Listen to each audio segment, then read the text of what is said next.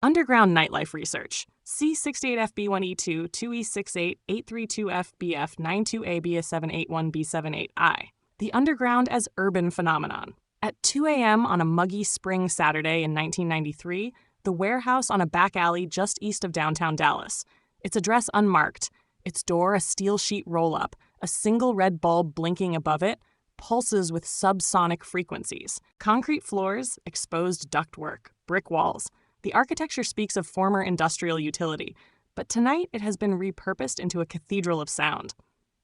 Strobe lights slice through smoke-thick air in rhythmic intervals. The bodies pulse in unison, arms raised, torsos jerking with the 140 BPM breakbeats.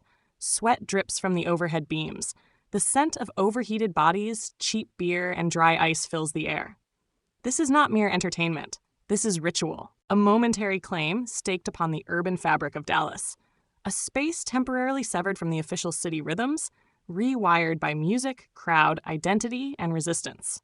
In this moment, the underground comes into view, a spatial, sonic, and social architecture layered atop the city's everyday order. It arises in the interstices of the built environment, in the cracks where the city's formal logic loosens and becomes something else entirely.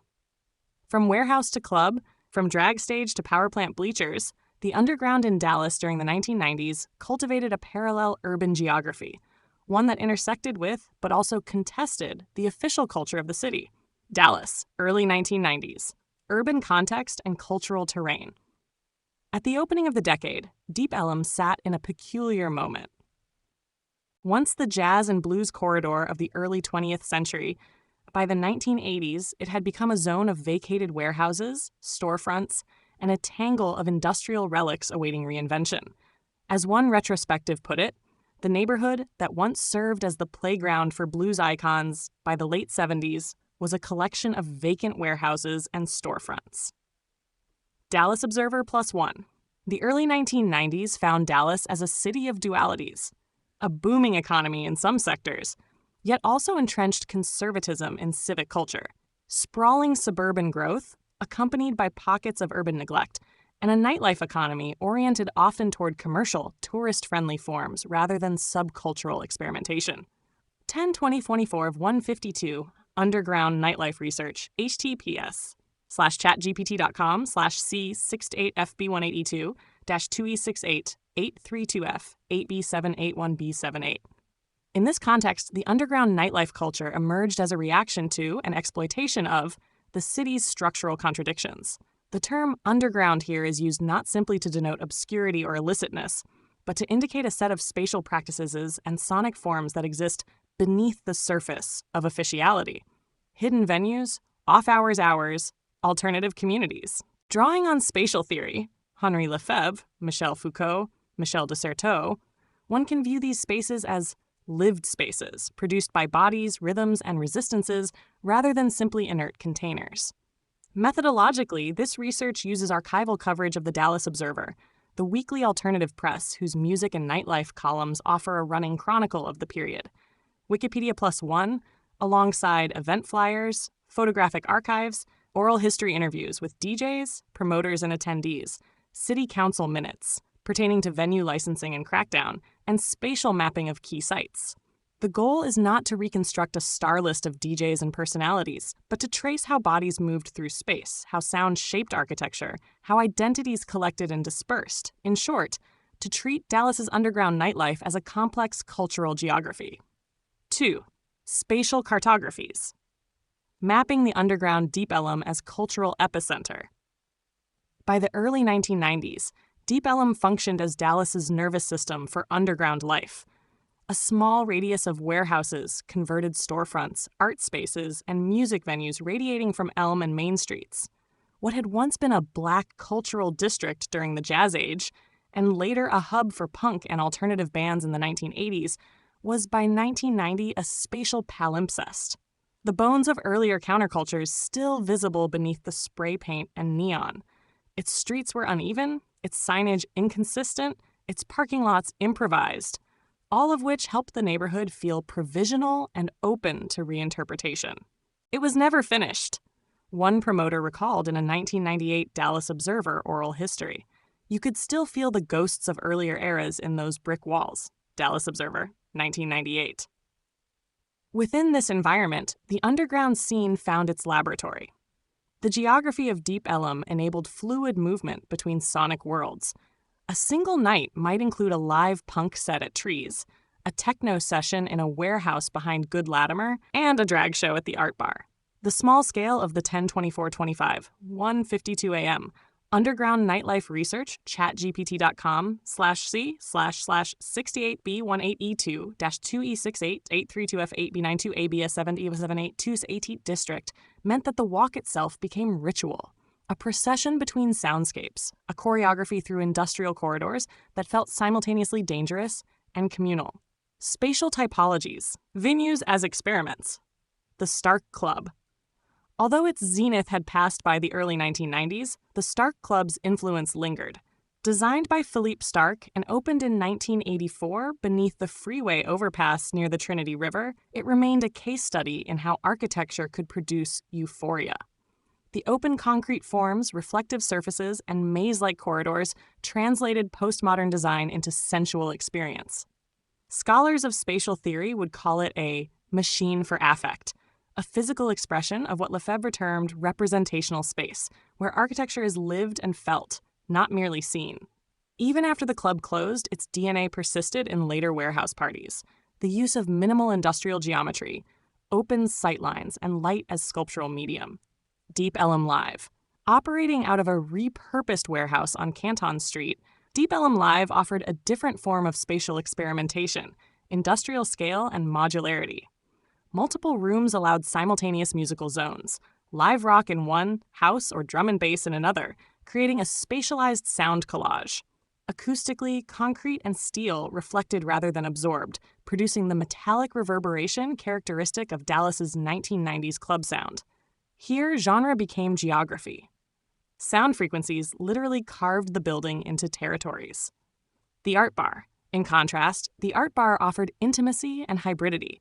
Combining gallery and nightclub, it was less about spectacle and more about texture, velvet curtains, painted murals, sculptural installations.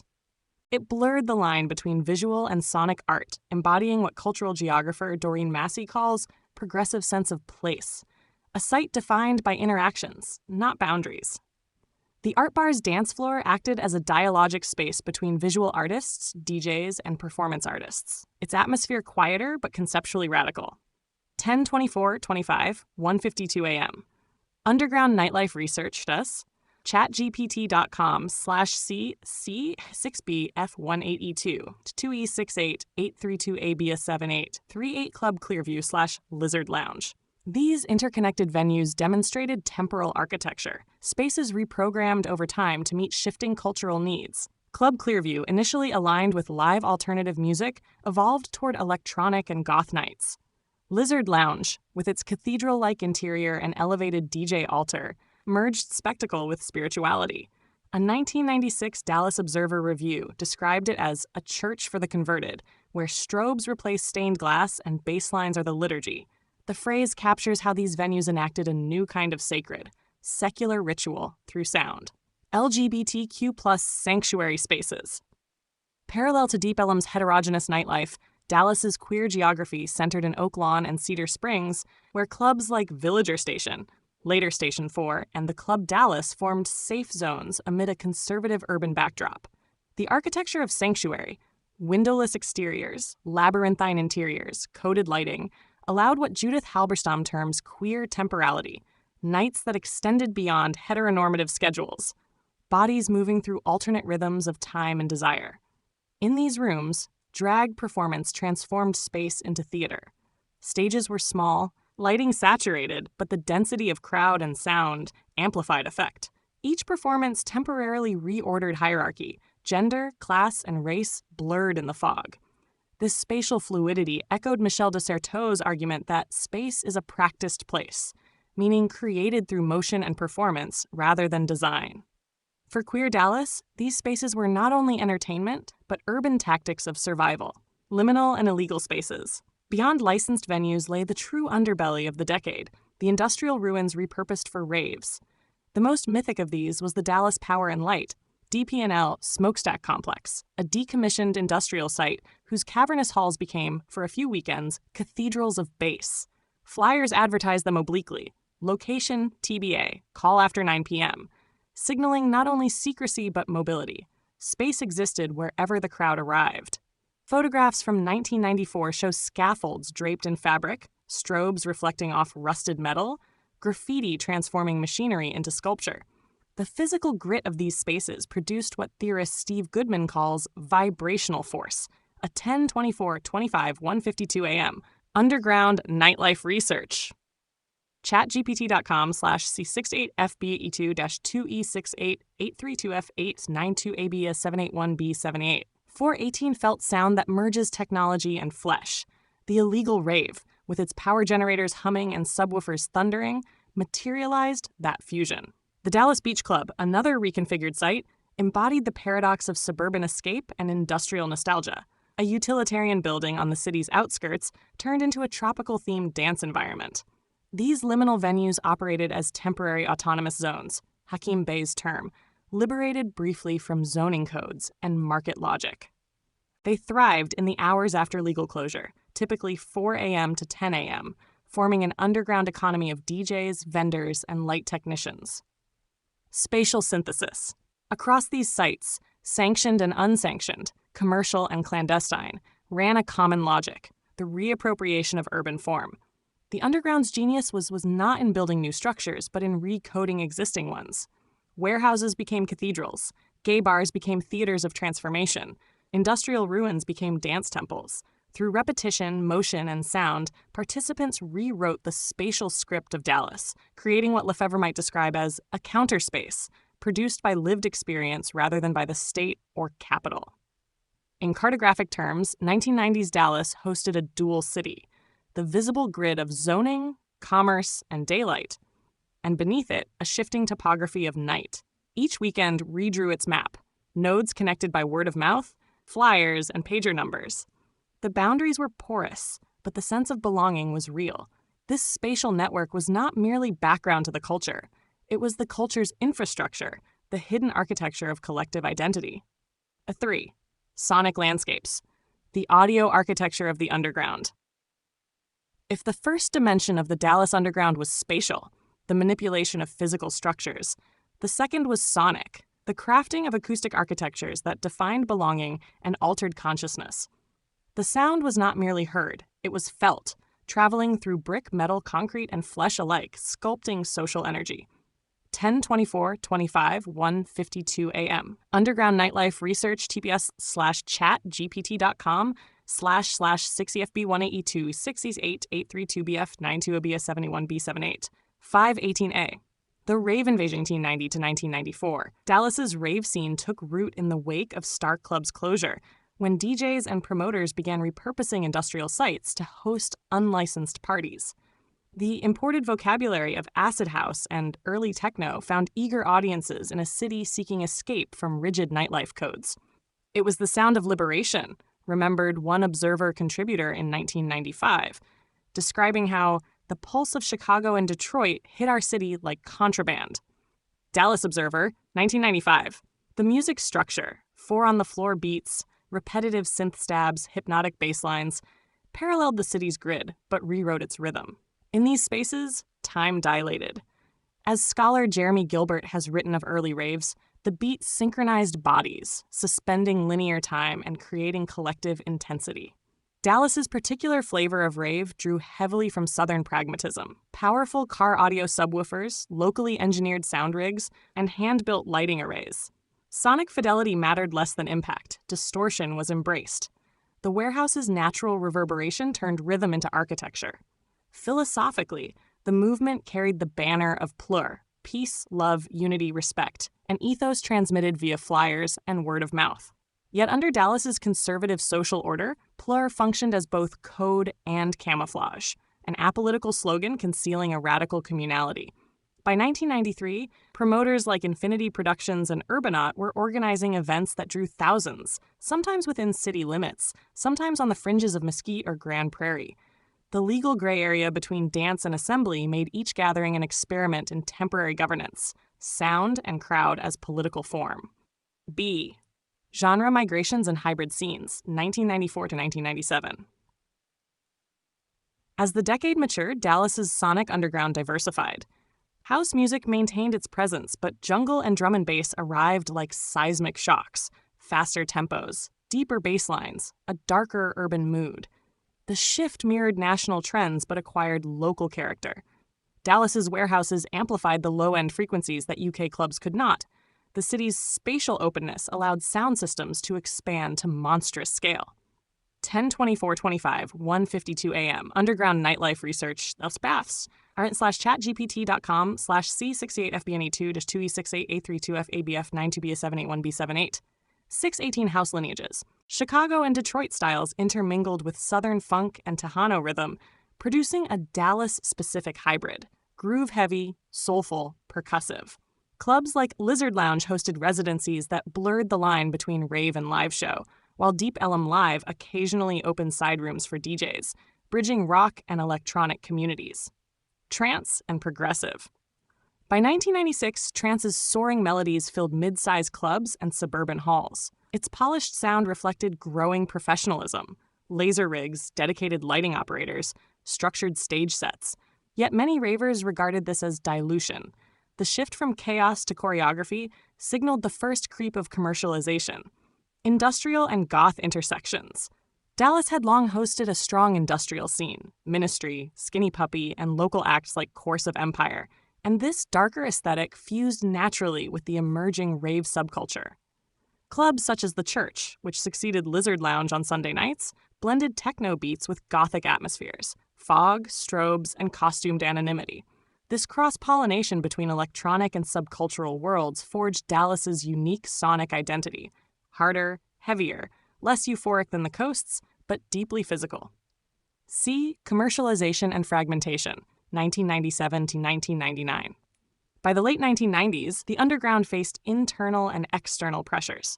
National attention on rave culture, amplified by media panic around drugs and youth gatherings, led to increased surveillance and licensing crackdowns. Promoters sought legitimacy through larger venues and partnerships with commercial sponsors, while the sonic palette splintered. Mainstream EDM infiltration. What once felt clandestine now appeared in radio remixes and MTV coverage. Rave aesthetics, glow sticks, candy bracelets, cyberpunk fashion became commodities. The music, too, softened. BPMs slowed, breakdowns lengthened, melodic hooks replaced rhythmic repetition. Resistance through sound. In reaction, Dallas's most dedicated underground DJs turned toward harder, darker strains. Hardcore techno, gabber, experimental noise. These genres rejected accessibility, reaffirming the underground's oppositional stance. A 1998 warehouse flyer declared, "No lights, no sponsors, no tourists, just bass and faith."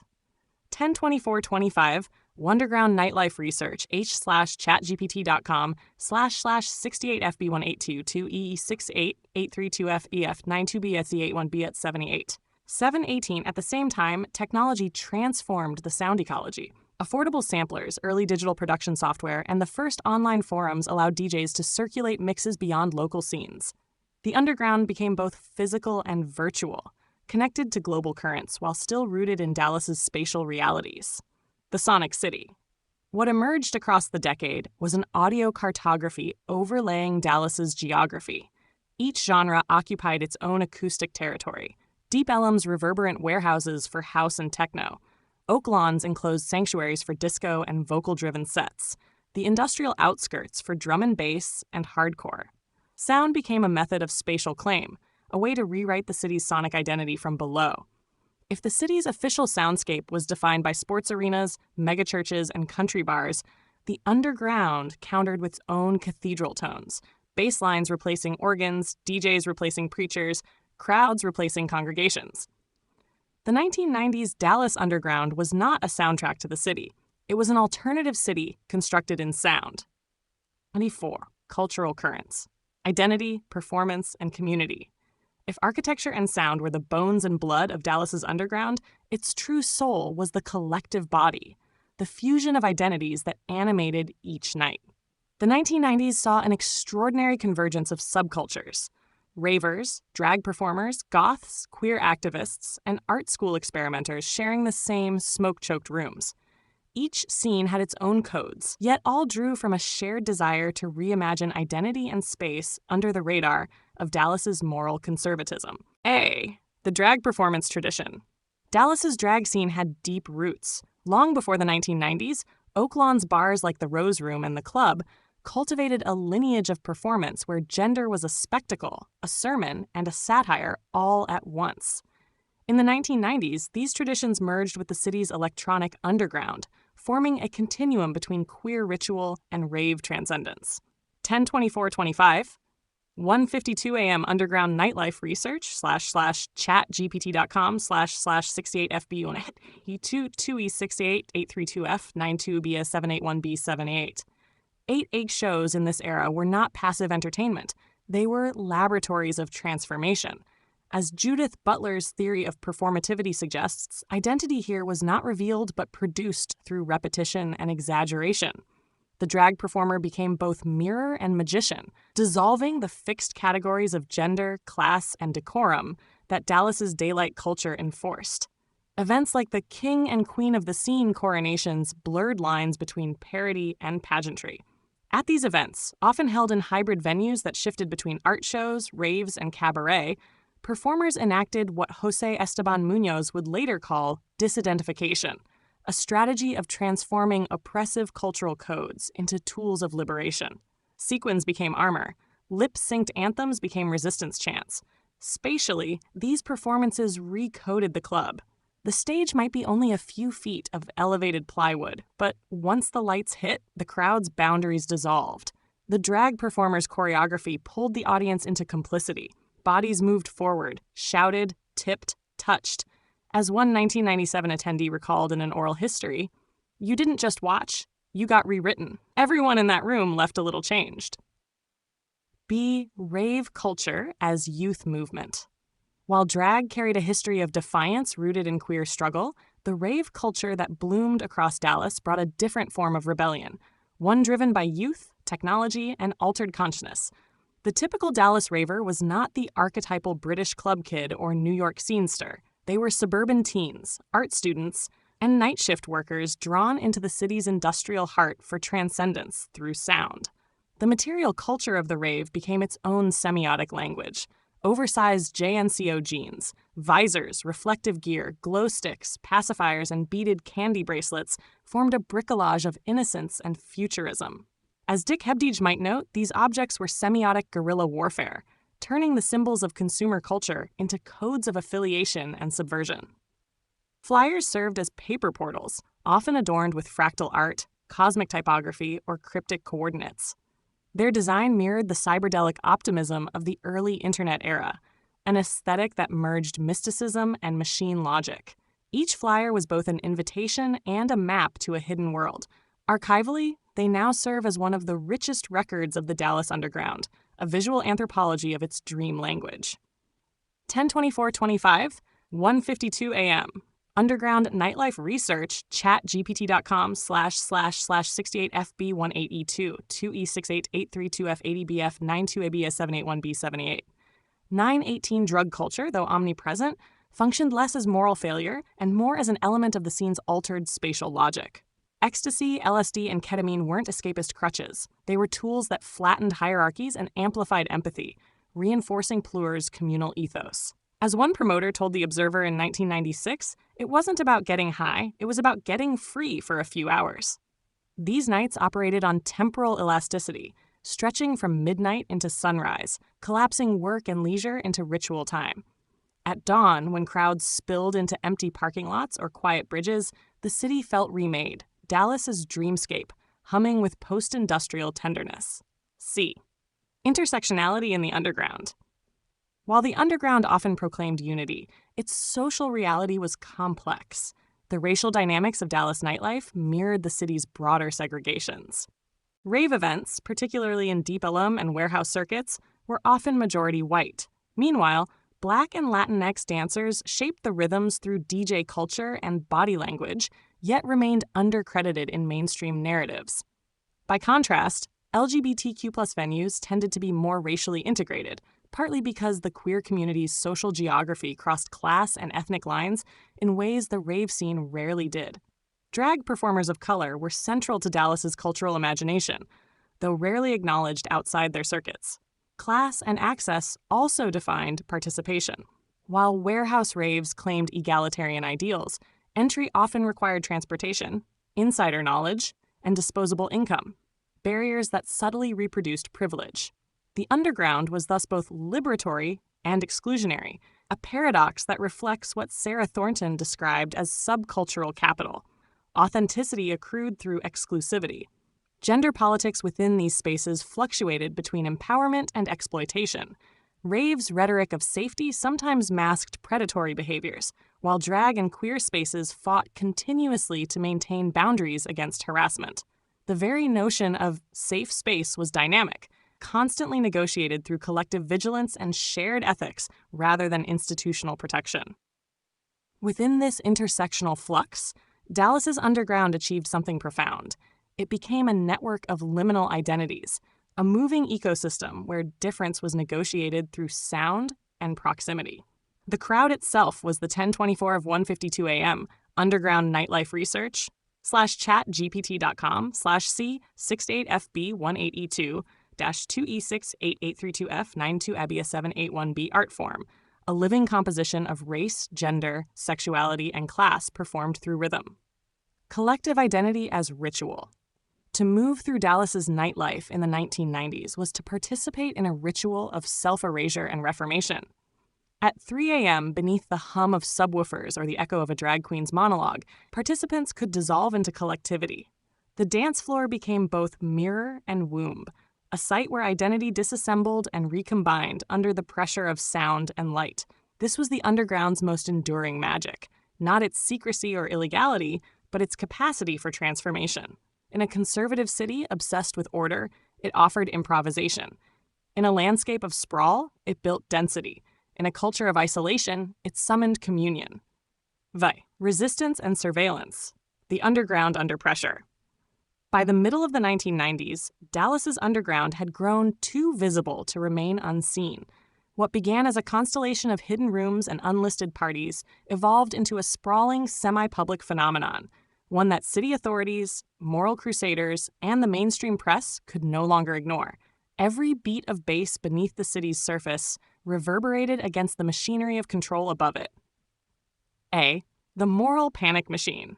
In 1996, local television stations ran a segment titled Rave Danger, the Dark Side of the Beat. Shots of glow sticks, lasers, and sweating teens were overlaid with ominous narration about drugs, youth corruption, and unlicensed gatherings. Newspapers followed suit, framing the rave scene as a public safety issue rather than a cultural movement. What had been invisible was now under the glare of surveillance. "You could feel the eyes on us," recalled one promoter in a 1999 Dallas Observer interview. Every event felt like an experiment in getting away with something. The moral panic around raves wasn't unique to Dallas. It echoed national anxieties over youth rebellion, drugs, and the loss of urban control. Yet in Dallas, these fears intersected with the city's long-standing evangelical conservatism, and 10/24/25, 1:52 a.m. underground nightlife research, chatgpt.com/c/68fba2-2e68832f80bf92b78 1188 and family values politics. Nightlife wasn't just policed, it was moralized. As cultural theorist Stanley Cohen argues, moral panics often transform subcultures into folk devils, scapegoats for broader social anxieties. For Dallas, the underground represented not just youth defiance, but an ideological challenge, a temporary, egalitarian order born in a city obsessed with hierarchy. B. Policing and ordinance battles. The Dallas Police Department, often tipped off by neighborhood complaints or media coverage, began using zoning and licensing laws to disrupt gatherings. Fire codes became instruments of suppression. Noise ordinances were selectively enforced. Undercover officers infiltrated raves posing as attendees. And by 1998, city council discussions about regulating all-night dance events appeared in municipal minutes. Promoters developed guerrilla tactics to stay ahead.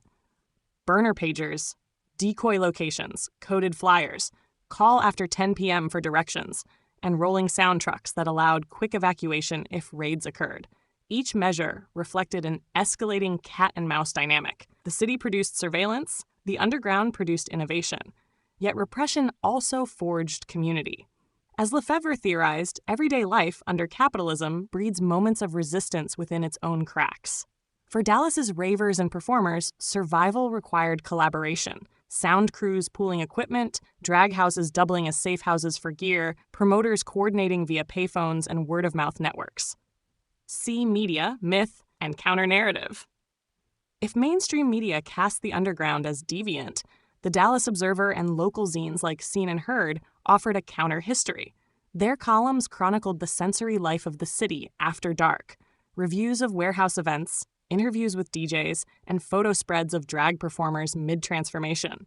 This documentation created a parallel archive, an alternative public record that resisted moral framing through descriptive fidelity. In doing so, these outlets preserved what anthropologist Clifford Geertz called thick description, an attention to lived experience that defied simplification. The rave was not just a drug party, but a social organism. The drag show was not just spectacle, but theology performed through sequins. The underground, through its chroniclers, became legible as culture, not crime. 10/24/25, 1:52 a.m. Underground nightlife research. /chatgpt.com/C68FB18E2 2E6832F 8EBFF 92ABS781B78. The underground economy. Under pressure, the scene's infrastructure evolved into a shadow economy. After-hours clubs operated unlicensed snack bars instead of alcohol service. Private security replaced police presence. DJ collectives formed cooperatives to share turntables, generators, and van rentals. What began as necessity became ideology, autonomy through mutual aid. This underground economy mirrored the informal markets described by Michel Foucault in his lectures on biopolitics, systems that arise in the gaps left by state regulation, producing their own governance. In Dallas, those gaps were physical, abandoned buildings, and legal, gray areas of zoning law, and within them grew a culture that sustained itself through improvisation. E. Surveillance as catalyst. Ironically, repression deepened authenticity. The more visible the crackdown, the more participants felt bonded to something endangered. Police raids became rites of passage. Moral condemnation became proof of subcultural purity. Sociologist Sarah Thornton's Club Cultures captures this paradox. Subcultural capital thrives under threat. It requires the specter of exclusion to maintain value. In Dallas, surveillance transformed the underground from hobby to movement. The thrill of secrecy, the adrenaline of escape, and the righteousness of resistance fused into identity. To dance was to defy. To gather was to protest. By 1999, however, the tension was unsustainable. Real estate developers eyed Deep Ellum's revival potential, licensing fees climbed, and younger audiences, lured by mainstream festivals and commercial superclubs, began drifting away. Yet for those who lived it, the crackdown years remain the crucible that forged the underground's mythology. Dallas's most radical art born precisely because it was not allowed to exist. Vasis, Transformation and Legacy, the late 1990s shift. By the final years of the decade, the underground's pulse had changed. What once existed as an improvisational network of renegade venues and hidden frequencies began to dissolve under the combined pressures of gentrification, commercialization, and technological change. The spatial and sonic freedom of early 90s Dallas nightlife was giving way to a new order, regulated, profitable, and branded. 10/24/25, 1:52 a.m. Underground nightlife research HAPE/chatgpt.com/C68FB18E2 2E68F832F92ABS7878 13/8 Gentrification and the Deep Ellum Dilemma. Deep Ellum, the symbolic heart of Dallas's counterculture, became the first casualty of its own success. City planners and developers, eager to capitalize on the district's bohemian energy, began marketing lofts and commercial spaces in precisely the warehouses that once hosted illegal raves.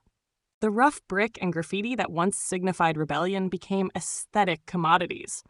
Real estate advertisements from 1998 described Deep Ellum as the new Soho of the South, a tagline that reduced years of underground experimentation to decor.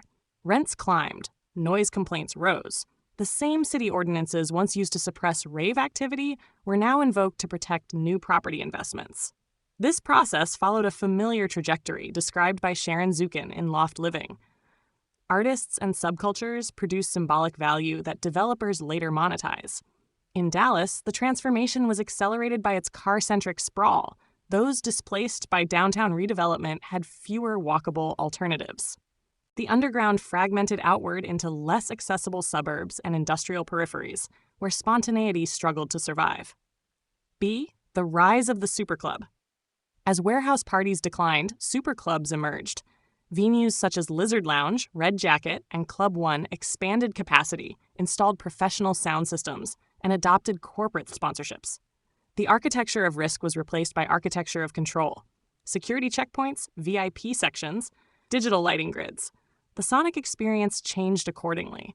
Where early raves embraced distortion and unpredictability, the new era favored precision and spectacle. DJs became celebrities, promoters became impresarios. The underground's fluid collectivity hardened into a consumer model. Spectatorship replaced participation. Yet within these polished interiors, traces of the old energy persisted. The baseline still carried whispers of the DP&L smokestacks. The dance floor still hosted moments when bodies dissolved into rhythm, even beneath LED screens and branded banners. Resistance survived in micro-gestures.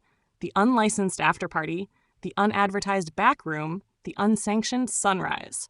10/24/25, 1:52 a.m. Underground nightlife research. H/C68FB182 2E68832F8EB 9th 2ABS 7B78 1418C. Digital frontiers and the proto-online scene. By 1998, the first online forums and email lists transformed the logistics of Dallas's nightlife.